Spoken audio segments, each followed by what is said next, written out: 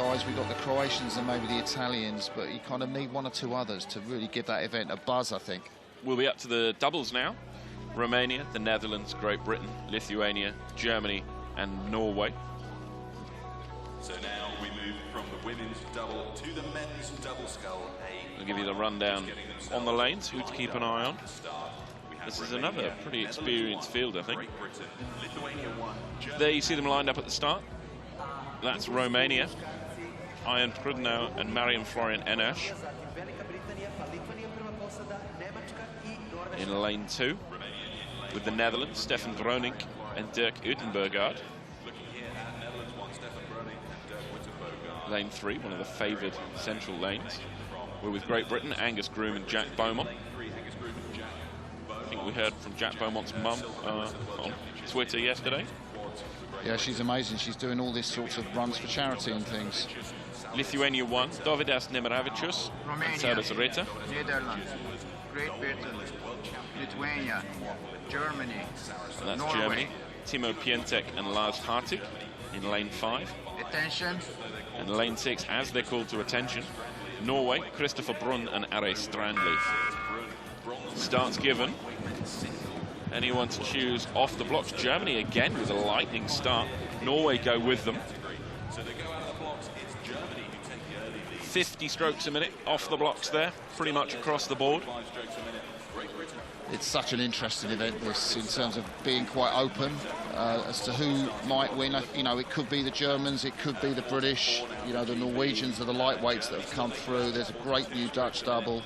The Lithuanians, of course, but there's no one double that is really set to dominate this particular race here. World champions, of course, the New Zealanders. We expect to see them at World Cup 2. Well, we're seeing again the German crew come tearing off the blocks. We'll see if, very much like their compatriots, they've been training to go and try a really disruptive start, leave the rest of the field, but they haven't made the same sorts of ground that we saw with the women. Yeah, they were the quickest the first quarter in the semis yesterday, but German sculling on the up. We saw the German quad that we'll see in the final later on. They've really come back into it. One of their Rio Olympic gold medalists back in the team, and then we've seen Ollie Zadler, of course, and Max Effel in the men's single sculls. I mean, it does seem to me that German sculling is very much on the upward curve. Well, you can see how close the crews are still running at this point. We're shy of the 500, just. It's Germany still out in front, though. But lane 6, that's Brunn and Strandli starting to make ground against them. As they come through 500, Germany 1:29.07, Great Britain in second. Big old lean back, isn't it, there, from the German stroke man, Lars Hartig there, the sculler from the Fredrikstad Club. And really just brings those skull handles right almost by the side of his body. It is a really deep stroke. Yeah, really pushing that boat off the finish. You normally would see a lot of scullers actually get their singles, their blades out a little bit sooner.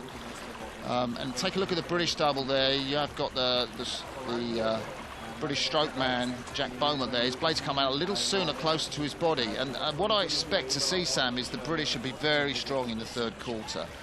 And if events go like the semi-final yesterday, you know, Beaumont and Groom, who are so experienced sculling together, they sculled in the juniors back in Munich, they will be very pleased with this place in the race. On the top of their picture, you've got Netherlands, Stefan Boynink and Dirk Utenbergaard.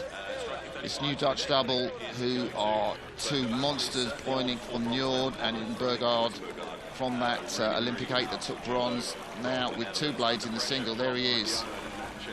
Boynink in the bow seat on the left of your picture, Dirk Utenbergaard with his sunglasses on, and head-to-head with the Romanians, just a little bit behind the British. It's a great race, Sam. Yeah, those three crews are so close. Look at them all, actually, as they start to bunch up. Germany maintain their lead, not by much though, a tenth of a second, a little over. The Netherlands run in third behind Great Britain. Lithuania 7/10 behind again. So as you look at that shot, that shows you how many you've still got in contention. Yeah. And this is where the race begins. Like, the Germans are going to get sculled through, I think, by the British. The British, they could throw in a 137 or something, 136 maybe.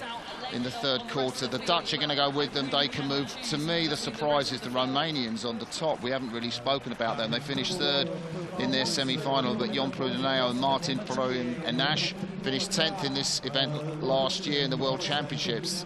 And this is a good scull from them. But look, Britain's still not in the lead. But what's the distance now, Sam? About a metre? 2 it's on, yeah, Germany versus Great Britain.